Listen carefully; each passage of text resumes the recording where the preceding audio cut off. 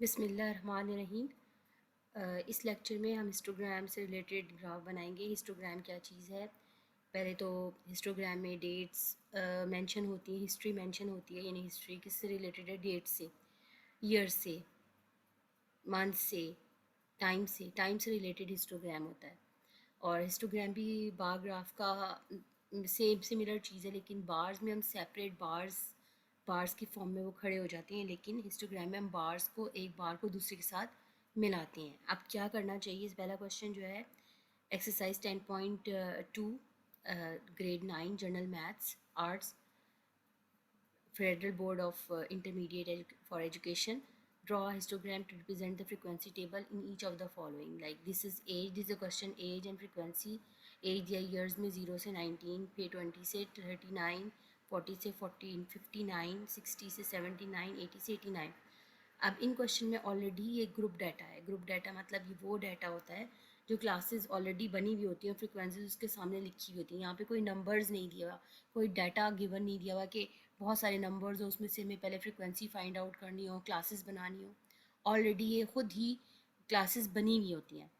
तो ये यानी एक किस्म की हमारे लिए आसानी होती है कि अच्छा ऑलरेडी हमें खुद सर्च नहीं करना पड़ेगा, ऑलरेडी क्लास बनी हुई है। अब क्लास जब बनी हुई है उसमें देखना है क्या क्लास बाउंड्रीज़ भी हैं। क्लास बाउंड्रीज़ का मतलब है कि जो वैल्यू 0 से 19 तक, सेकंड क्या वो 19 से स्टार्ट हो रही है? नहीं, वो 19 से स्टार्ट नहीं हो रही, 13, यानी वो सिमिलर नंबर से स्टार्ट होनी चाहिए।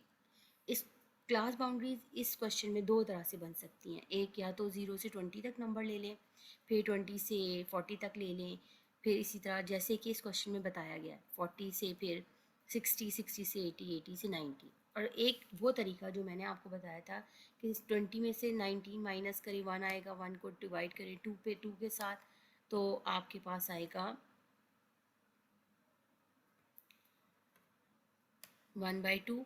1/2 जब आपने डिवाइड किया तो 0.5। 0.5 को यहाँ से माइनस करेंगे।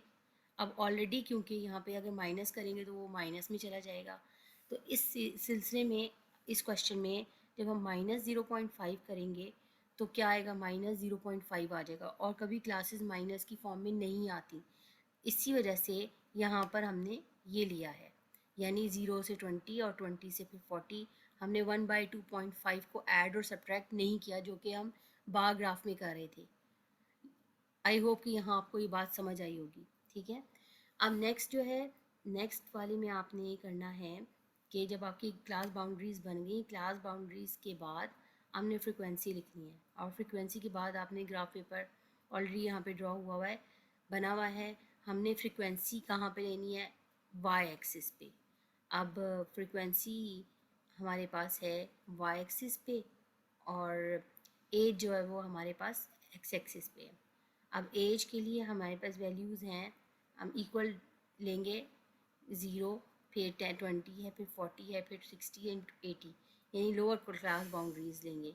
तो हम इसको एज इट इज़ लिख देते हैं। हम 10 से हम इक्वल इंटरवल लेते हैं 10, फिर 5 ब्लॉक्स या 2 ब्लॉक्स छोड़े 20, फिर 2 ब्लॉक्स छोड़े 30, 40, 50, 60, 70, 80, 90, एंड फ्रिक्वेंसी भी ऐसे लिया। जो 10 है, अभी 10 से तो वैल्यू नहीं स्टार्ट हो रही है हमारी, 20 है। फर्स्ट वैल्यू जो 0 से है वो है 43। अब 43 आएगा हमारे पास कहीं 40, 41, 42, 43 यहाँ पर आ रहा है। ठीक है, 43, 40 से ऊपर, यानी ये पॉइंट, ये वाला पॉइंट 43 है। और 43 किधर टच करेगा? 0 पर। ठीक है, क्योंकि फर्स्ट हमने वैल्यूज़ कौन सी देखनी है? हमने ये वाली वैल्यूज़ देखनी है जो लोअर वैल्यूज़ हैं। तो ये लोअर वैल्यूज़ का मतलब ये कि हम देखेंगे 0, फिर 20, फिर 40, फिर 60 एंड फिर 80।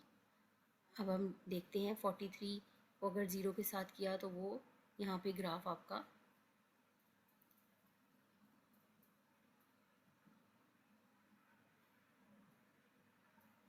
ये बिल्कुल एग्जैक्टली इस तरह बनेगा। देन दूसरा वैल्यू है 20। 20 पे कौन सा है आपके पास? 20 पर है 24। 20 पे 24। अब 24 हमारे पास है 24, 21, ये पॉइंट यानी ये वाला पॉइंट 24 है और इससे 20 पे हमने ज्वाइन कर दिया, एक ड्रॉ कर लिया। फिर नेक्स्ट हमारे पास 20 के बाद है, 20 के बाद हमारे पास वैल्यू है 40। 40 आ रहा है 17 पर, 40 हमारा 17, तो इट मीन्स कि ये यहाँ पे एग्जैक्टली इधर होगा, 20 से थोड़ा सा नीचे ये पॉइंट। ये आपने इसको ग्राफ को ड्रॉ कर लिया, बार सी लाइन ड्रॉ कर ली, बार भी नहीं।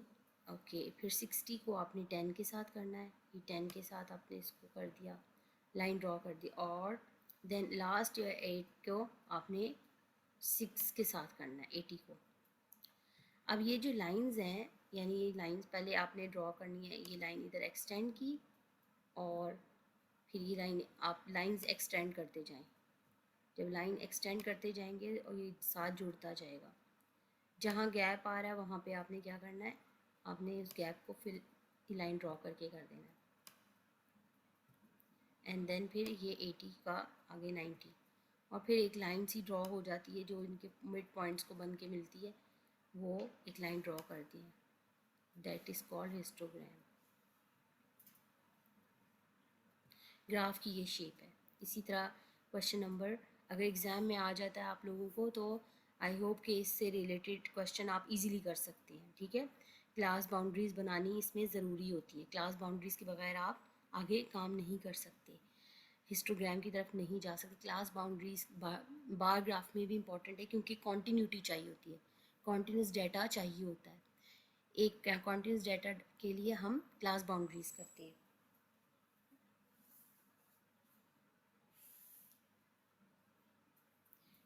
The table shows the result of the survey on the weekly earnings of 116 years old boys.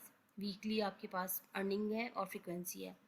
Class interval यहाँ पर आप वही करेंगे, क्योंकि ज़ीरो है, ज़ीरो में से अगर 0.5 माइनस करें तो माइनस में चली जाएगी। क्लास बाउंड्रीज माइनस में नहीं होती, इसलिए माइनस वाला नहीं है। हम क्या करेंगे, 0 से 10, फिर 10 से 20, 20 से 30, 30 से 40, 40 से 50, 50 से 60, और हमारे पास फ्रिक्वेंसीज़ हैं। और उसके बाद हम अपना हिस्टोग्राम बनाएंगे। हिस्टोग्राम के लिए आप इजीली अब आई होप के बना सकते हैं। एक्स एक्सिस पे क्या लेंगे, एक्स एक्सिस पे आपके पास आएगा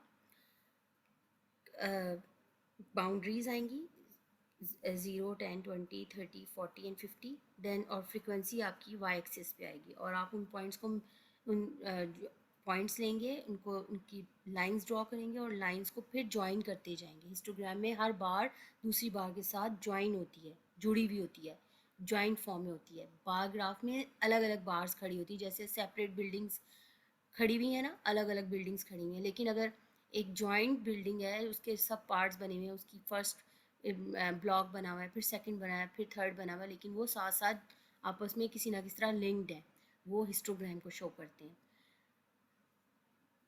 यहाँ तक आपका हिस्टोग्राम का से रिलेटेड क्वेश्चंस ख़त्म होते हैं, क्योंकि आप बाकी क्वेश्चंस खुद ही करेंगे। इसमें सिर्फ आपने क्लास बाउंड्रीज़ का ख्याल रखना है, क्लास बाउंड्रीज़ लेनी है। और क्लास बाउंड्रीज़ का भी मैंने रूल बता दिया है। अगर आपके पास ज़ीरो आ रहा है शुरू में, तो आप फिर नेक्स्ट जो नंबर है उसका उससे शुरू कर देंगे, स्टार्ट कर देंगे। अगर यहाँ ज़ीरो नहीं आता, जैसे यहाँ पे 1 आता है या 2 आता है या 5 आता है, तो फिर आप 0.5 उस नंबर से भी सब्ट्रैक्ट करेंगे और यहाँ पे ऐड करेंगे। इसी तरह सब्ट्रैक्ट करेंगे लेफ़्ट पे और राइट पे ऐड करेंगे, सब्ट्रैक्ट करेंगे लेफ़्ट पे दूसरी क्लास में भी और ऐड करेंगे, और आपकी क्लास बाउंड्रीज बन जाएंगी।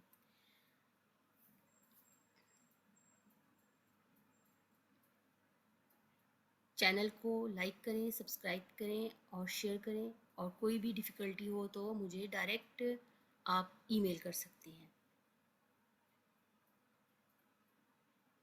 अपना ख्याल रखिएगा। अल्लाह हाफिज़।